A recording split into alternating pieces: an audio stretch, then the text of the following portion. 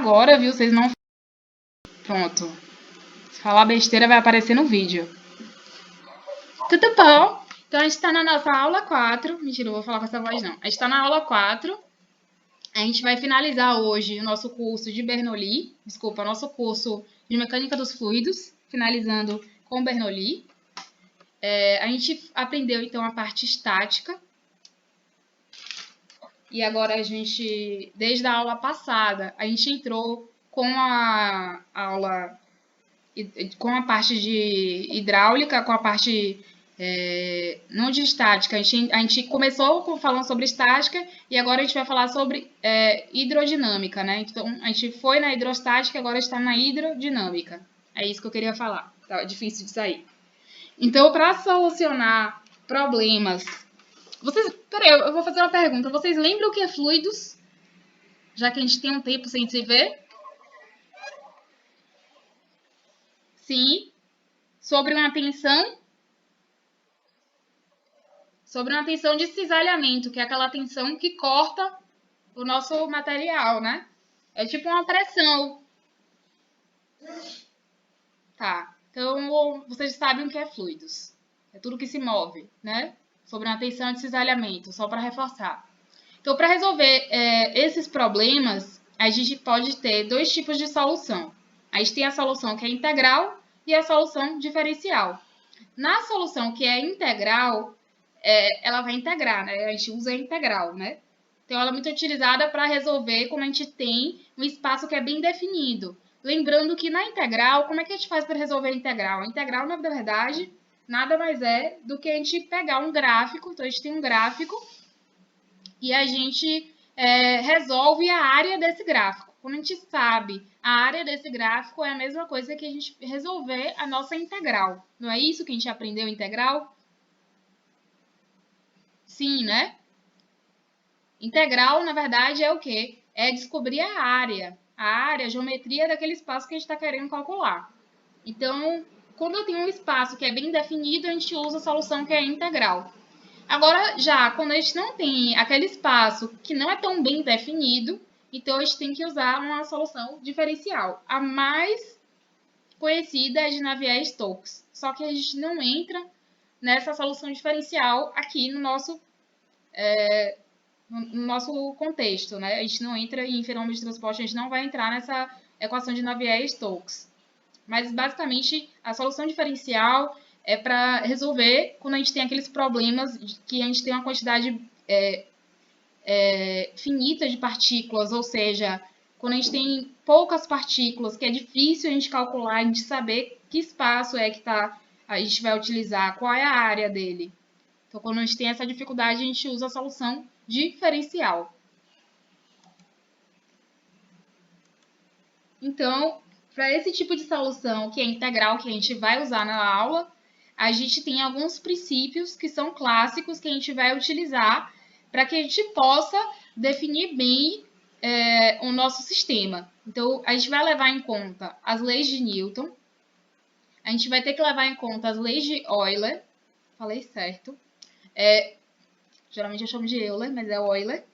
A gente vai levar em conta o princípio da conservação da massa, que é Lavoisier. Na verdade, Lavoisier, o princípio da conservação da massa é bem o início, né? O que a primeira lei da termodinâmica pegou como princípio também, né? Na conservação de energia. E na segunda lei da termodinâmica. Então, a gente vai ter que usar todos esses 5 princípios e leis para para se basear os nossos cálculos, né? Então, as leis de Newton vocês já sabem quais são, né? Força igual a massa, aceleração, as leis de Euler, vocês dão uma olhada. O que é importante muito a gente focar é nas leis da termo e no princípio de conservação de massa. Que, na verdade, a primeira lei da termo e o princípio da conservação de massa, elas dizem basicamente o seguinte, que nada é destruído, nada se destrói e nem se constrói, nem surge do nada, né? Tudo é transformado, eu esperava que vocês continuassem a frase, tudo é transformado ou transmitido, ou seja, eu tenho uma massa, eu não posso simplesmente surgir com a massa. Eu tô aqui, Mariana, vou surgir aqui, ó, peraí, deixa eu mentalizar e do nada vai aparecer uma massa de dinheiro aqui na minha mão. Isso não vai acontecer. Não é isso? E da mesma forma, o contrário.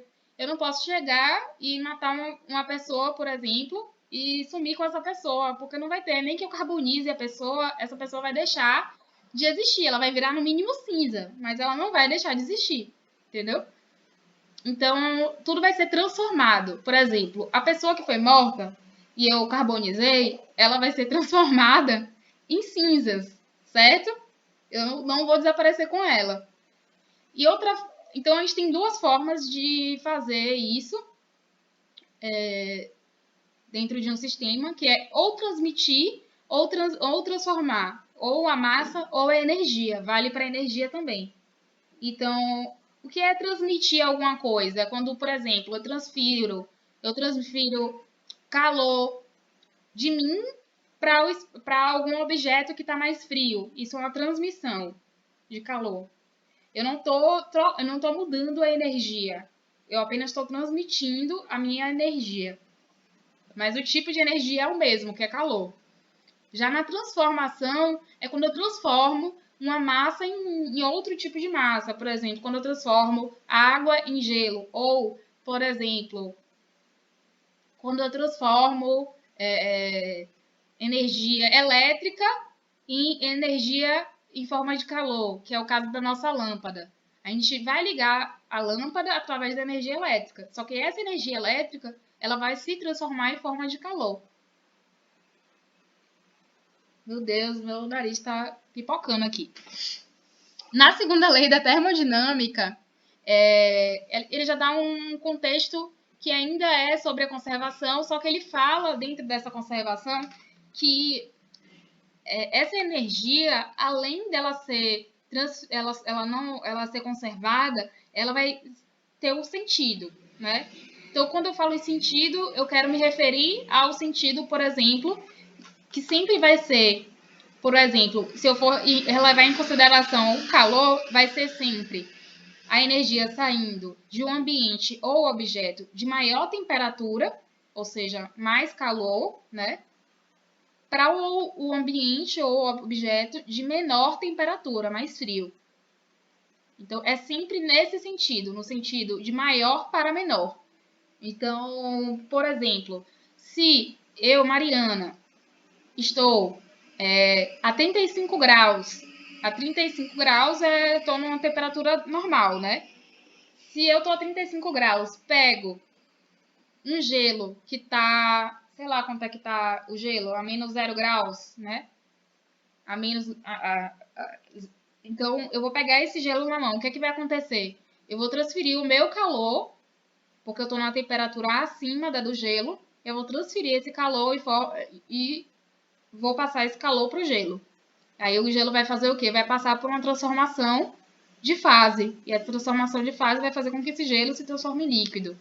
Então, é mais ou menos isso. Então, a segunda lei, ela fala sobre o sentido da energia. Bom, então conservação de massa, ainda falando sobre conservação de massa.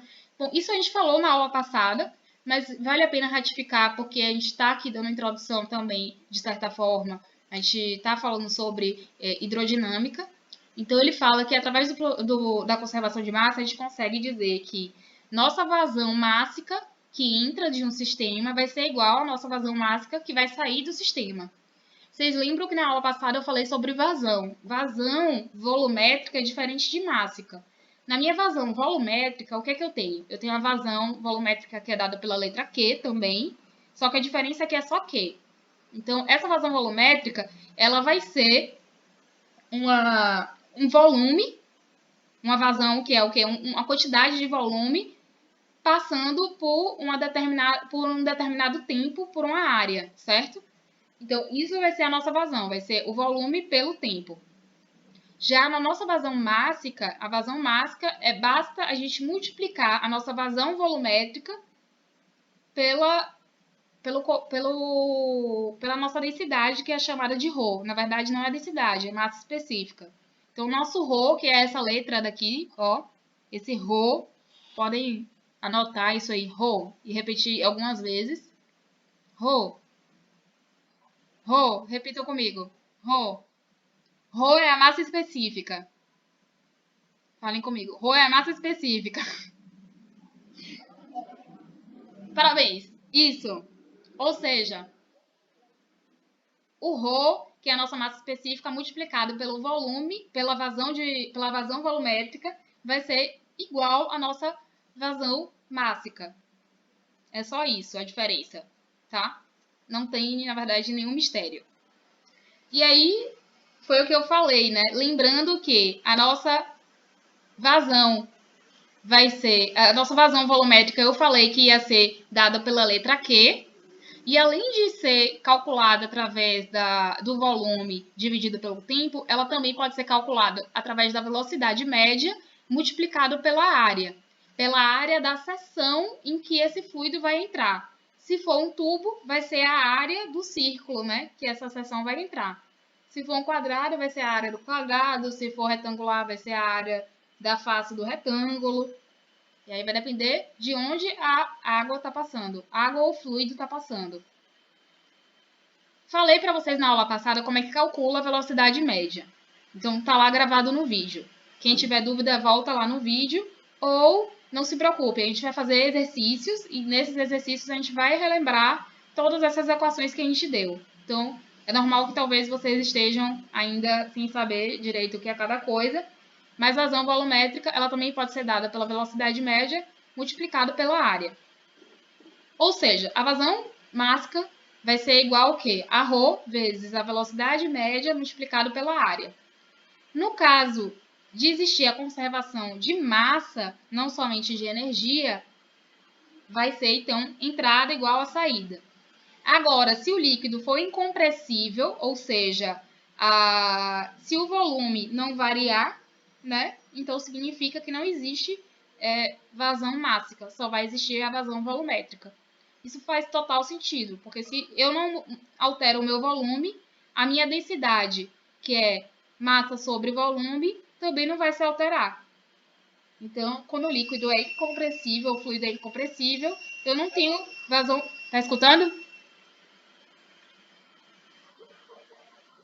Cadê quem surgiu agora na minha aula? Alô, tudo bom? Estão de sacanagem, né? Pronto, então a gente tem essa fórmula bonita aqui. Temos essas fórmulas todas lindas que vocês devem ter anotado. E a gente tem o nosso primeiro exemplo. Nosso primeiro exemplo, vocês já podem resolver. Por quê? Porque na aula passada, a gente já deu vazão volumétrica. Então, nesse exemplo, eu vou pedir para vocês calcularem a vazão volumétrica, vou pedir para vocês calcularem a vazão mássica e a velocidade média na seção 2. Molhou. Aí eu vou pedir para vocês fazerem agora na aula. Quero que vocês peguem os seus papéis e canetas ou lápis e façam essa atividade. Vou dar aqui um tempo de 15 minutos, porque eu acho razoável. E aí a gente vai resolver ainda agora, assim que os 15 minutos acabarem. Vou continuar aqui com o microfone e com tudo aberto. E aí eu vou pedir só que, se vocês tiverem dúvida, eu vou estar aqui conversando com vocês, tá? Vocês não estão sozinhos.